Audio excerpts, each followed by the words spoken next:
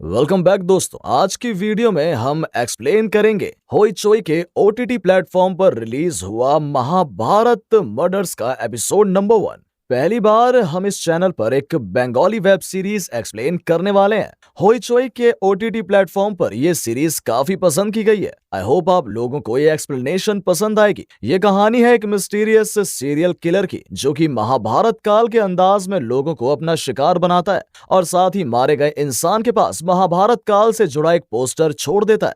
तो movie plot के बारे में और ज्यादा बात न करते हुए शुरू करते हैं थ्रिल और सस्पेंस से भरी इस मिस्टीरियस सीरीज की एक्सप्लेनेशन।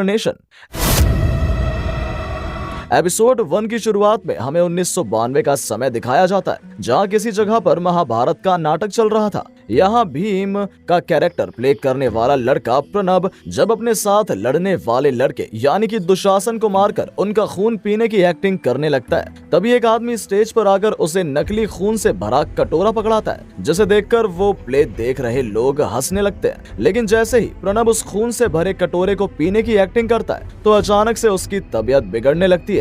ऐसा लगता है मानो उसने नकली खून नहीं जहर पी लिया हो, और देखते ही देखते प्रणब सबके सामने अपना दम तोड़ देता है। यहाँ हम देखते हैं कि स्टेज की साइड में ही खड़ा एक छोटा लड़का जिसने वासुदेव जैसे कपड़े पहने थे, वो ये सब देखकर हंसने मुस्कुराने लगता है। सीन यही कट होता है और ये कहानी प्रेजेंट में आती है, जहां हम रुखसाना नाम की एक लेडी पुलिस ऑफिसर को देखते हैं, जो कि महाभारत के बारे में सोचते हुए कहने लगती है कि मेरी ये कहानी भी कुछ इसी तरह की है। 4 महीने पहले मेरे सामने ये केस आया और यहाँ से ये कहानी 4 महीने पीछे फ्लैशबैक में जाती है, जहाँ देविका नाम की एक एक्ट्रेस का उसी के फ्लैट में कत्ल हो गया था। उसकी लाश देखकर लग रहा था कि किलर ने बड़ी ही बेरहमी से उसे तड़पा तड़पा कर मारा है, और उसी की लाश के पास किलर ने 2 पोस्टर्स लगाए थे, जिसमें से एक पोस्टर महाभारत समय के द्रौपदी चीरहरण का था और दूसरा पोस्टर सीएम पद के लिए खड़े होने वाले एक फेमस पॉलिटिशियन पवित्र चटर्जी का। और जब रुखसाना दीवार पर लगे द्रौपदी के उस पोस्टर को देखने लगती है तो उसके सामने उसी के बचपन की कुछ धुंधली यादें आने लगती हैं, जिसमें वो महाभारत की एक कॉमिक बुक पढ़ रही थी। आगे फोरेंसिक टीम का एक आदमी बताता है किलर ने इसे मरने से पहले किसी तरह से बॉडी की मूवमेंट को रोक दिया था, लेकिन तब भी ये लड़की सब कुछ महसूस कर पा रही थी। यही इन्हें तान्या नाम की लड़की मिलती है, जो कि देविका के फ्लैट में ही रहती है। इसी ने पुलिस को फोन करके देविका के मर्डर के बारे में बताया था, और जब रुखसाना अपने सीनियर्स को पवित्र चटर्जी के पोस्टर के बारे में बताती है तो उसका सीनियर उसे पवित्र चटर्जी को इस केस से दूर रहने की सलाह देता है, क्योंकि वो नहीं चाहता था कि बिना किसी ठोस सबूत के वो लोग एक सीएम कैंडिडेट से सवाल जवाब करें। इसके साथ ही वो रुखसाना को बताता है कि मीडिया को उस पोस्टर के बारे में भनक नहीं लगनी चाहिए। आगे तान्या को पुलिस स्टेशन ले जाकर उससे पूछताछ शुरू की जाती है। वो बताती है कि कल रात वो अपने एक फ्रेंड के घर रुकी थी और सुबह जब मैं वापस लौटी तो मैंने ये सब देखा और तभी मैंने पुलिस को इन्फॉर्म किया। पूछने पर तान्या बताती है कि वो अपने फ्रेंड विक्की पटेल के घर पर थी।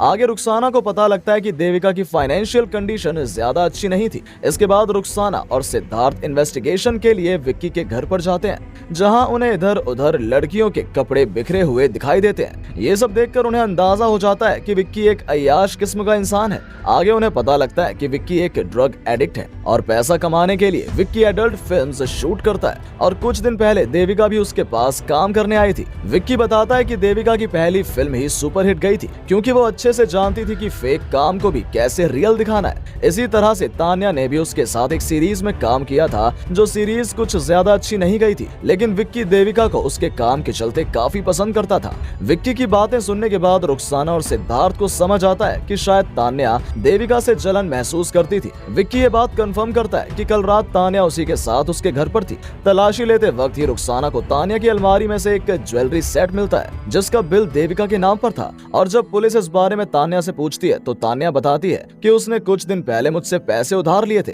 और सिक्योरिटी के तौर पर उसने अपनी ये ज्वेलरी मेरे पास रखी थी। सीन यही कट होता है और आगे हम किसी जगह आदमी को देखते हैं जो थोड़ा सा लंगड़ा कर चल रहा था। इस आदमी का चेहरा हमें नहीं दिखाया जाता। कुछ बड़बड़ाते हुए वो आदमी अपने आप को शकुनी कहकर बुलाता है। वो कहता है कि अगर परिस्थिति को तुम अपने अनुकूल नहीं कर सकते तो अपने दुश्मन के लिए परिस्थिति को प्रतिकूल बना दो। जिस अंधेरी जगह पर वो रह रहा था उसकी दीवार पर भी महाभारत काल के कुछ वैसे ही पोस्टर्स लगे थे, जैसा पोस्टर पुलिस को देविका के फ्लैट पर मिला था, और उन्हीं पोस्टर्स के साथ कुछ लोगों की फोटोग्राफ्स भी लगी हुई थी। यहाँ हम देविका की फोटो भी देखते हैं जिस पर क्रॉस का निशान बना था। ऐसे ही वो आदमी एक और लड़के की फोटो पर क्रॉस का निशान बना देता है। सीन यहीं कट होता है और आगे हम प्रकाश शर्मा नाम के उसी लड़के को अपने ऑफिस में बैठे हुए देखते हैं जो कि ड्रग्स कंज्यूम कर रहा था। साथ ही वो तान्या से फोन पर बातें कर रहा था। तान्या की आवाज से हमें समझ आता है कि वो काफी घबराई हुई है, लेकिन प्रकाश उसे समझाता है कि तुम टेंशन मत लो, मैं सब संभाल लूंगा। सर्विलियंस रूम के जरिए हमें पता लगता है कि प्रकाश के ऑफिस का बाकी स्टाफ जा चुका था और इतनी रात गए सिर्फ वही यहाँ अकेला बैठा था। कुर्सी पर बैठे बैठे उसकी आंख लग जाती है और तभी हम ऑफिस में किसी आदमी की परछाई को देखते हैं जो कि धीरे धीरे प्रकाश की तरफ बढ़ने लगता है। और इसी सीन के साथ महाभारत मर्डर्स का एपिसोड 1 खत्म होता है। आई होप आपको ये एक्सप्लेनेशन पसंद आई होगी। अगर आपकी सपोर्ट से ये वीडियो सिर्फ 100 लाइक्स क्रॉस करती है तो इस सीरीज के दूसरे एपिसोड की एक्सप्लेनेशन भी आपको इसी चैनल पर तुरंत मिल जाएगी। जाने से पहले चैनल को सब्सक्राइब करके नोटिफिकेशन बेल ऑन कर लें ताकि आने वाली इंटरेस्टिंग एक्सप्लेनेशंस की वीडियोस आपको सबसे पहले मिल सके। तो मिलते हैं आपसे अगली इंटरेस्टिंग एक्सप्लेनेशन के साथ। Till then bye bye, take care.